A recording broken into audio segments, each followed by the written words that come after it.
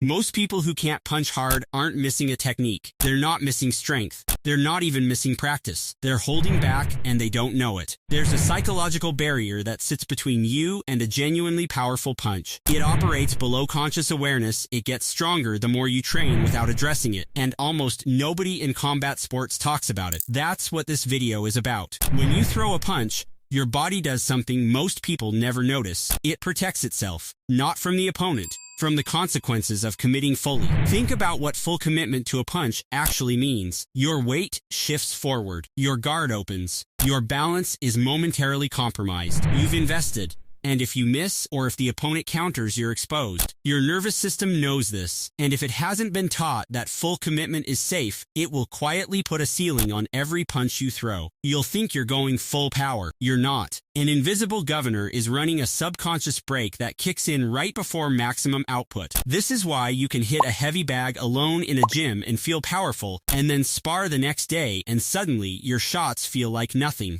The bag doesn't counter. The bag doesn't judge. The bag doesn't make you pay for overcommitting. A person does. And the moment a human is in front of you, the brake engages. This isn't a weakness. It's intelligence. Your nervous system is doing exactly what it's designed to do: minimize risk. The problem is that in fighting, holding back doesn't minimize risk. It increases it. A half-committed punch is the worst of both worlds. It exposes you without doing damage. The psychological break shows up in 3 specific patterns. Most fighters have at least one. A lot have all 3. Pattern 1. The pullback punch. The fighter throws a punch and unconsciously begins pulling it back before it fully lands. The fist decelerates right at the moment of contact, the exact opposite of what generates power. It looks like a full punch from the outside, but in slow motion footage, you'll see the arm retracting before impact is complete. The cause is anticipation of the counter. The brain is already planning the defense before the offense has finished. It's splitting commitment between attack and protection,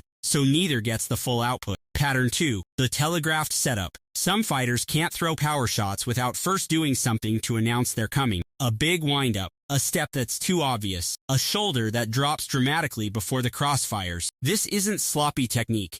It's the body buying itself time to commit. The windup is a psychological runway, a way of building momentum toward a full commitment the fighter can't access cleanly without it. In training, they look powerful. In sparring, those shots never land, because every training partner sees them coming from a mile away. The power is real. The psychological need for a runway is killing the delivery. Pattern 3. Combination abandonment. The fighter starts a combination, eats a counter mid-sequence, and immediately stops throwing. Not because the counter hurt, because it triggered the self-protection response. The brain interprets the counter as confirmation that committing is dangerous and shuts down the output. Over time, this trains the brain to associate punching with incoming danger. The result is a fighter who subtly reduces output every time they engage, not from fatigue, but from a conditioned self-protective flinch that operates before conscious thought. Here's the part nobody talks about. Conventional training can accidentally reinforce all 3 of these patterns. When you drill combinations on a partner who feeds them back slowly and predictably, you're training in a consequence-free environment. The brain doesn't need to override the protection response because there's nothing to protect against. Power flows freely.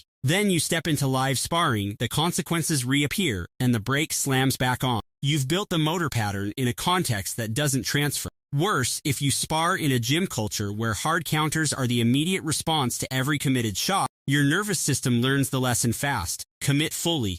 Get hurt. It starts protecting you more aggressively over time. Your average output drops. You become a safe fighter, hard to hit, hard to read, and also completely harmless. Safe fighting is a trap.